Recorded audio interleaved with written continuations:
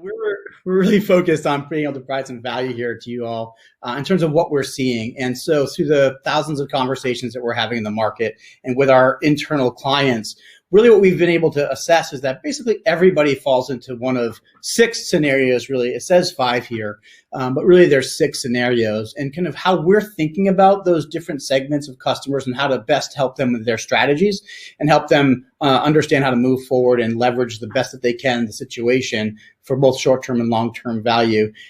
So I say six because there's one bucket we're not going to talk about, which is business as usual. There's a very small percentage of employers who really haven't felt much disruption based on their industry, size of the company, location. So there are some companies who aren't being affected, but we're going to really focus our conversation today on those areas of disruption that we're seeing and how we're categorizing and thinking about it. And really it's about this axis of, the y-axis of the hiring needs and then the business risk. And so really, as we've talked to clients, what we've seen is everyone who's disrupted falls into one of five buckets. Compelled to swell, which is the need to actually grow as a result of this. What we call diverge and surge, which is that parts of their companies are having to grow while other parts may be facing freezes or even furloughs or reductions in force, which is a really complex challenge to manage, to attract high quality talent while also having in the news that there's freezes or reductions. Cause for pause, which are folks who are kind of slowed down on their hiring, maybe a complete freeze, waiting to see what direction the economy continues in and waiting to make sure that they don't make any rash decisions.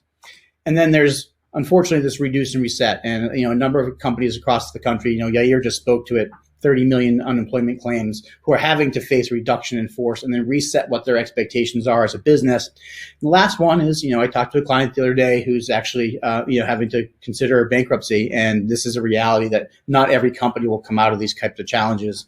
So again, when we look at what these mean, we put some little simple definitions here, but we're going to go into each area and some of the key strategies that we're seeing clients take to make sure that they are positioning themselves both, again, short-term and long-term. So again, compelled to swell, think about, the Domino Pizzas, the Amazons who are having to actually grow their headcount to meet the new demand that they're getting. The divergent surge, we talked about hospitals where there may be an increase in direct care providers or intake providers, but there may be furloughs or reductions in force for non-essential workforce. The cause for pause are people kind of, again, hiring freezes, not reducing, not growing, and then, of course, the reductions. So we want to stop right here. We're going to kind of share with you the percentages that we see in these buckets. We want to stop right here and actually ask for your participation.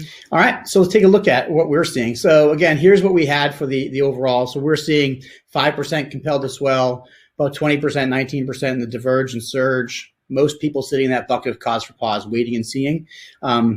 Nobody in the considering to close. I guess you wouldn't necessarily be on this webinar today if that was where you are. So I guess that makes perfect sense. And then some of us who aren't quite sure. So here's what we're seeing in the market. And we're going to go through each of these strategies and what we're seeing in terms of how they're being affected and what that means.